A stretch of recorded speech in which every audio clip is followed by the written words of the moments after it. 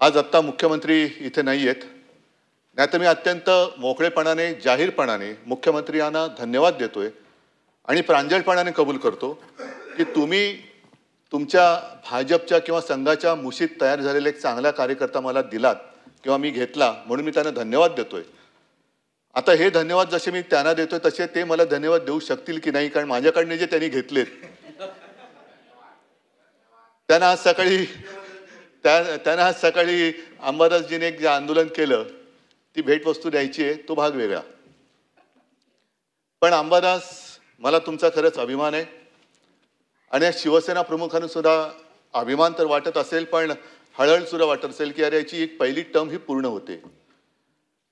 साहजिकच आहे, आपण किती शिकलो त्यापेक्षा काय शिकलो आणि त्याचा उपयोग हा जनमानसासाठी काय करून देतो आहोत हा एक प्रश्न आहे. परं येतात आणि परं जातात, पण शेवटी जनतेच्या मनामध्ये आपली प्रतिमा काय म्हणून राहते हे आपल्या आयुष्याचं फलित असतं. अनेक जण धडपडत असतात की मला पद मिळालं पाहिजे, माझं पद टिकलं पाहिजे. पद टिकवण्यासाठी म्हणजे आता जसा उल्लेख झाला की अंबादास तुम्ही सोन्याचा चमचा घेऊन जन्माला आला नाहीत, पण भरलेल्या ताटाची प्रतारणा पण केली नाहीत. ज्यांनी ताट वाढून दिले त्या पक्षाची प्रतारणा पण केली नाही. नाहीतर त्या ताटामध्ये जे आहे ते माझंच आहे, पण आणखीन मिळावं म्हणून आणखीन दुसऱ्या रेस्टॉरंटमध्ये जायचं असा अपराध तुम्ही केला नाही. त्याच्याबद्दल खास तुम्हाला सगळी जनता ही धन्यवाद देत असेल. तुमची कल्पकता ज्याचा उल्लेख मुख्यमंत्र्यांनी सुद्धा केला, हा माणूस एक कल्पक आहे. म्हणजे साधा शिवसैनिक असल्यापासून मी त्यांच्याकडे बघतो आहे, काही ना काहीतरी करत असतात आणि अभिनव पद्धतीने करतात. आणि मला आज आठवण येते ती शिवसेना प्रमुखांची, कारण त्यांनी ज्या काही गोष्टी मला सांगितल्या त्याच्यात एक गोष्ट मुद्दामून सांगितली की उद्धव, मुख्यमंत्रीपद हे महत्त्वाचं असतंच, पण विरोधी पक्षनेता हे पद तेवढ्याच तोलामोलाचं किंवा काकणभर जास्त जबाबदारीचं असतं. आणि विरोधी पक्षनेता हा आक्रमक असला पाहिजे, पण आक्रस्ताळा असता कामा नये. आपल्याकडे अनेकदा ती जी एक सीमारेषा असते, आक्रमकपणा आणि आक्रस्ताळेपणा ही पुसली जाते आणि आपण जे काय करतोय त्याला आपण आक्रमकपणा म्हणतो, जो प्रत्यक्षात आक्रस्ताळपणा असतो. या सभागृहामध्ये अनेकदा उल्लेख केला की खूप विचारवंत व्यक्ती ज्यांनी विरोधी पक्षनेतेपद भूषवलेलं आहे आणि त्या परंपरेमध्ये अंबादास तुम्ही सुद्धा, म्हणजे तुम्हाला आपल्या लोकांनी आठवण करून द्यावी लागत नाही की मी पण होतो. तुमचं नाव हे विरोधी पक्षनेता म्हणून कधी कोणाला विचारलं तरी ते पटकन सांगतील की अंबादास दानवे सुद्धा या सभागृहाचे एक उत्तम यशस्वी सभागृह किंवा विरोधी पक्षनेता राहिलेले आहेत. आता विरोधी पक्षनेता मला आज आणखीन एक आठवण येते. या सभागृहात त्या असतील किंवा नसतील मृणालताई गोरे, त्यांच्यावरती एक मी लेख वाचला होता.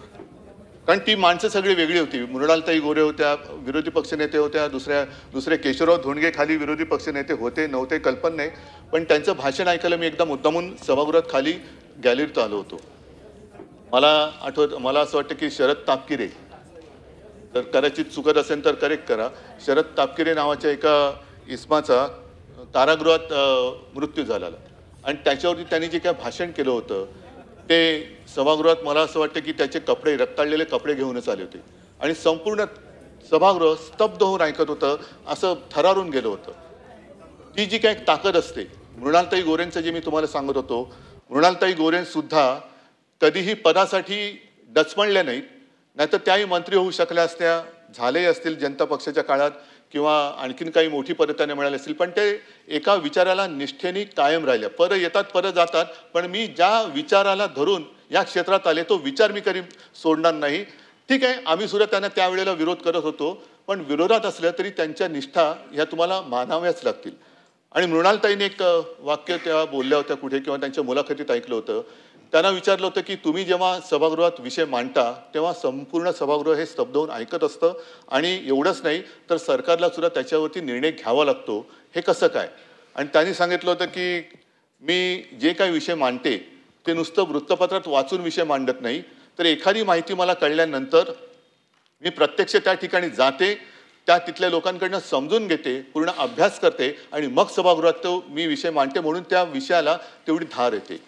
मला वाटतं की अंबादास तुम्ही सुद्धा नाही म्हटलं तरी त्याच एका तत्वाने जिथे जिथे कुठे अन्याय होतो असं तुम्हाला वाटतं तिकडे स्वतः जाता.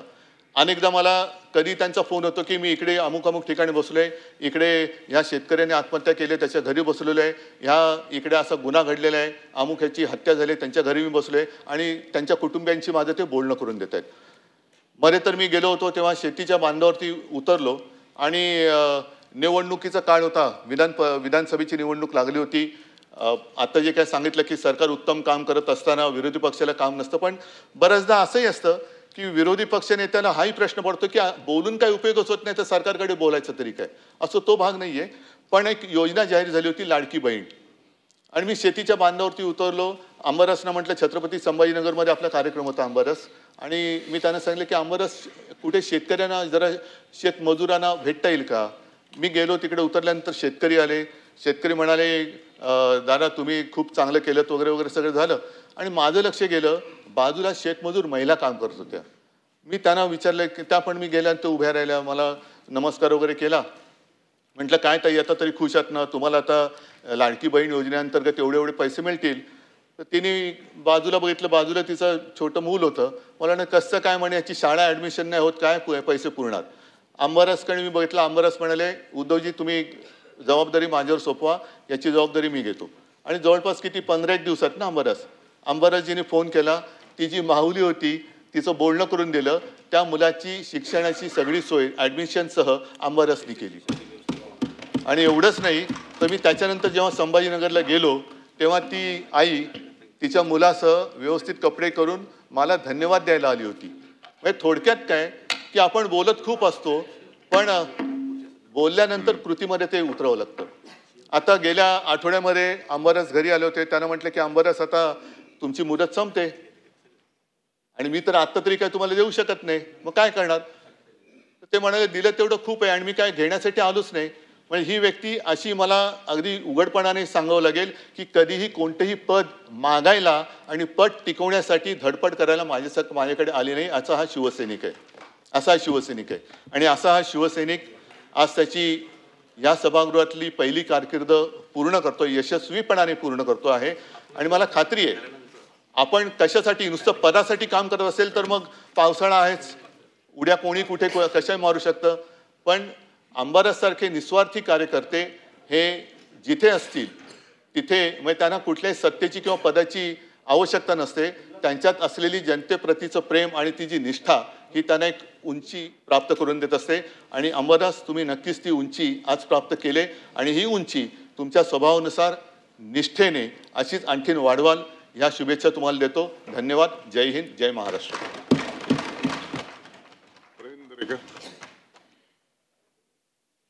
सभापती महोदय, विरोधी पक्ष नेते सन्माननीय अंबादास दानवे यांचा विरोधी पक्षनेतेपदाची कारकीर्द संपते आणि त्यानिमित्त त्यांच्या कारकिर्दीचा गौरव करणारा अशा प्रकारचा समारंभ या विधान परिषदेच्या सभागृहात सुरू आहे. विरोधी पक्ष नेत्याची काय ताकद असते, विरोधी पक्ष नेता विरोधी पक्षात असला तरी सर्वसामान्यांना न्याय कसा देऊ शकतो हे स्वतः मी त्या विरोधी पक्षनेता या